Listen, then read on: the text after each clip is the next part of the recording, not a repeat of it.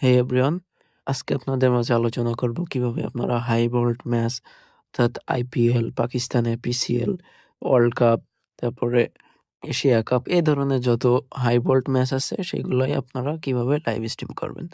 তো এই ধরনের ম্যাচগুলোতে লাইভ স্ট্রিম করলে দেখা যায় যে আমাদের লাইভটা কিন্তু কেটে কেটে যায়। তো সেটা আজকে দেখাবো কিভাবে আপনারা লাইভ স্ট্রিম করবেন।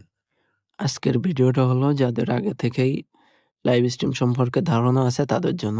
আর যারা নতুন আছেন তাদের জন্য আমি ভিডিও লিঙ্ক ডিসক্রিপশন বক্সে দিয়ে দিব, আপনারা ওখান থেকে দেখে নেবেন। ওই ভিডিওটা দেখার পরে আপনারা এটা বুঝবেন, না হলে কিন্তু আপনাদের মাথায় কিছুই ঢুকবে না। আজকের ভিডিওটা শুধুমাত্র হলো আগে থেকে যাদের ধারণা আছে তাদের জন্য আজকের ভিডিওটা। চলেন শুরু করা যাক। তো সর্বপ্রথম OBS স্টুডিওতে আসার পরে এখান থেকে একটা সিন ক্রিয়েট করতে হবে। তো আমি একটা সিন ক্রিয়েট করে নিচ্ছি, নিয়ে এখানে ওকে দিলাম। দিয়ে এই যে ইউটিউবের যে খেলাটা হচ্ছে সেই খেলাটা কিন্তু এখানে আমি চালু করে নিচ্ছি। তো আমার সিনটা কিন্তু যে ক্রিয়েট হয়ে গেছে, এখান থেকে ওকে করে দিলাম। দেওয়ার পরে এবার এখানে এই যে স্ক্রিনটা সেট আপ করে নিতে হবে। তো স্ক্রিনটা প্রথমে ছোট করে নিলাম, নেওয়ার পরে এই যে নিচের দিকে টেনে আনতে হবে।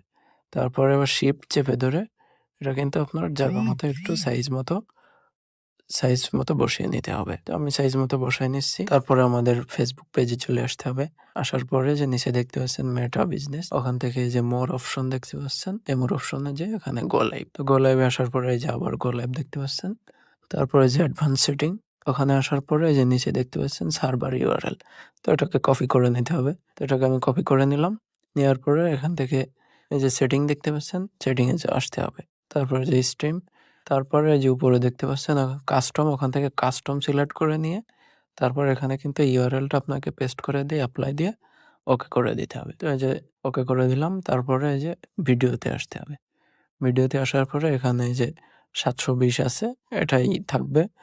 যদি আপনার নেট স্পিড ভালো হয় তাহলে এখান থেকে আপনি 1080 করে দিতে পারেন। তো আমার নেট স্পিড মোটামুটি ভালো আছে, তো আমি এগুলো 1080 করে দিচ্ছি। তো আমি সবগুলোই 1080 করে দিয়ে অ্যাপ্লাই দিয়ে এখান থেকে ওকে করে দিলাম। দেওয়ার পরে এই যে উপরে দেখতে পাচ্ছেন কিন্তু উপরে নিচে কিন্তু ফাঁকা আছে, ওই ফাঁকাগুলো পূরণ করতে হবে।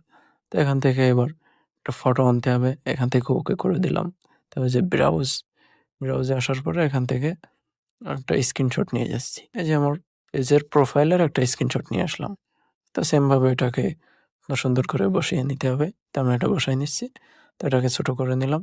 নেওয়ার পরে এই যে আমি এটা বসাই নিলাম। তো এবার নিচে কিছু একটা দিতে হবে, তার জন্য আবার সেম জায়গায় চলে আসতে হবে। আসার পরে এই যে একটা ফটো নিলাম, নিয়ে এটাকেও কিন্তু সেমভাবে নিচের দিকে বসাই দিতে হবে। ওটাকে ছোট করে নিয়ে এই যে নিচে কিন্তু সেমভাবে বসাই দিলাম। তারপরে উপরে কিন্তু আমার যে টি স্পোর্টস এর লোগোটা কিন্তু দেখা যাচ্ছে। তো ওখানে আমি একটা আমার যে পেজের লোগো আছে সেই লোগোটা ওখানে দিয়ে দিচ্ছি। তো এটাকে ছোট করে নিলাম।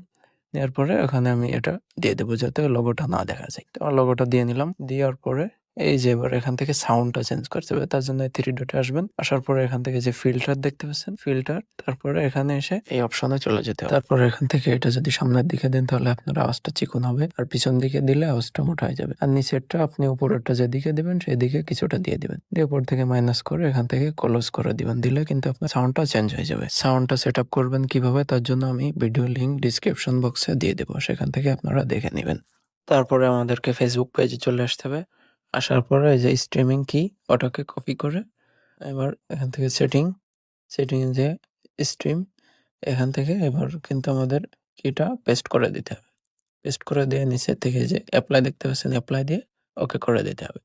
দেওয়ার পরে যে স্টার্ট স্ট্রিমিং, তারপরে আমাদের ফেসবুক পেজে চলে আসতে হবে। আসার পরে যে দেখেন এখানে কিন্তু আমাদের ভিডিওটা শুরু হয়ে গেছে। তো এখানে আমাদের একটা টাইটেল দিয়ে নিতে হবে। তো টাইটেল আমি একটা কোনো রকম দিয়ে নিলাম। টাইটেলটা সবসময় বাংলায় দেওয়ার চেষ্টা করবেন। তারপরে এই যে অ্যাডভান্স সেটিং দেখতে পাচ্ছেন, ওখানে আসতে হবে। তো আসার পরে এখানে অ্যালাউ লোকেশন সিলেক্টেড, ওখানে শুধুমাত্র বাংলাদেশ দিয়ে দিবেন। BANGLADESH দেওয়ার পরে বাংলাদেশ সিলেক্ট করে দিবেন। তারপরে যে রেস্ট্রিকশন সিলেক্টেড লোকেশন, এখানে আপনারা ঢাকা সিটি দিবেন, ঢাকা সিটি, তারপরে ইন্ডিয়া দিবেন, ইন্ডিয়া, তারপরে পাকিস্তান দিবেন, এগুলা দিয়ে নিবেন। তো আপনারা বলতে পারেন যে এগুলা দিলে তো আমাদের যে ইন্ডিয়া এবং পাকিস্তানের ভিউয়ার্স গুলো হারাই গেল। তো এটা হয়তো আপনার কিছু ভিউয়ার্স কমে যাবে, কিন্তু এর কারণে আপনার লাইভটা কিন্তু সেভ হবে, কারণ বাংলাদেশের যত টিভি চ্যানেলগুলো আছে সবগুলা কিন্তু ঢাকায়, এখন তারা যদি আপনার এটা দেখে তাহলে কিন্তু আপনার এটা ব্লক করে দিবে। তো আমাদের এখান থেকে কিন্তু 2টা কমপ্লিট হয়ে গেছে। 3 নম্বরটা গো লাইভ, ওটা কমপ্লিট করার পরে তো নিচে এখানে গো লাইভ দিলাম।